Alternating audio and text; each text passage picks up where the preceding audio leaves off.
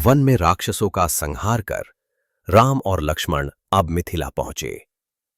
ये नगरी धर्म, कला और ज्ञान का केंद्र, जहां राजा जनक अपने न्याय और धर्मपरायणता के लिए प्रसिद्ध थे।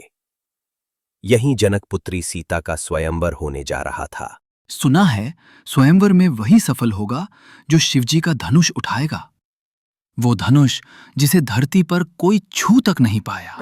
सभासदों, मेरी पुत्री सीता का स्वयंवर अब निकट है।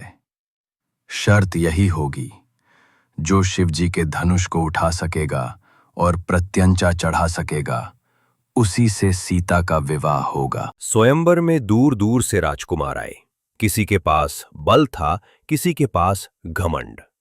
सब राजकुमार एक एक करके असफल, पसीना, शर्मिंदगी, धनुष मानो उनका मजाक उड़ा रहा हो। अचानक सभा में आया लंकेश रावण, 10 शीशों वाला बलशाली, जिसका नाम सुनकर देवता तक भयभीत होते थे। जनक, तेरे स्वयंवर की शर्त तो मेरे लिए खिलौना है। ये धनुष मेरा है और सीता मेरी होगी। रावण दोनों हाथों से धनुष उठाने की कोशिश करता है। धनुष हिलता तक नहीं। उसका चेहरा लाल, 10 सिर क्रोध में गरजते। ये असंभव है। और तब प्रविष्ट हुए रघुकुल नंदन राम। ऋषिवर, ये तो बालक सा प्रतीत होता है। क्या ये सफल हो पाएगा? राजन, यही वो है जो धर्म की मर्यादा स्थापित करेगा। जहां राजाओं का बल असफल रहा, राम ने सहजता से धनुष उठाया, मानो ये उनका अपना हो। राम प्रत्यंचा चढ़ाने को झुकते हैं और धनुष बीच से टूट जाता है। यही वह क्षण था जिसने राम की महिमा को संपूर्ण जग में प्रकट किया। शिव धनुष भंग।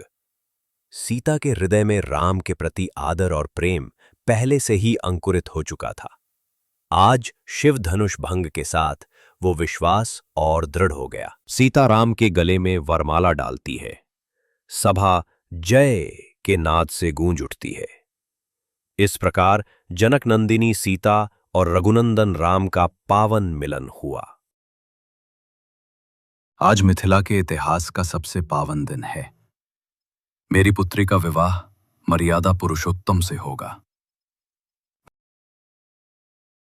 राम के साथ लक्ष्मण, भरत और शत्रुघ्न के विवाह की भी तैयारी होने लगी। ये केवल एक विवाह नहीं था, 2 महान वंशों का संगम था। परंतु कथा यही नहीं रुकती। जब धनुष टूटा तो ये गूंज भगवान परशुराम तक पहुंची। वे क्रोध में मिथिला आदम के। किस दुष्ट ने मेरे आराध्य शिव का धनुष तोड़ा? आओ, सामना करो मुझसे। भगवान, धनुष मैंने तोड़ा, पर यह आपके अपमान हेतु नहीं, बल्कि स्वयंवर की शर्त पूरी करने के लिए। वत्सराम, तेरे तेज में मैं स्वयं नारायण का अंश देख रहा हूं। आज से मेरा क्रोध शांत है। अंततः सभी संकट दूर हुए। मिथिला नगरी ने देखा राम और सीता का मिलन। ये विवाह केवल 2 आत्माओं का नहीं, बल्कि धर्म और मर्यादा के संगम का प्रतीक था। रामायण का ये अध्याय हमें सिखाता है, सच्चा बल अहंकार में नहीं, विनम्रता और धर्म में है। और यही मर्यादा पुरुषोत्तम राम का मार्ग है।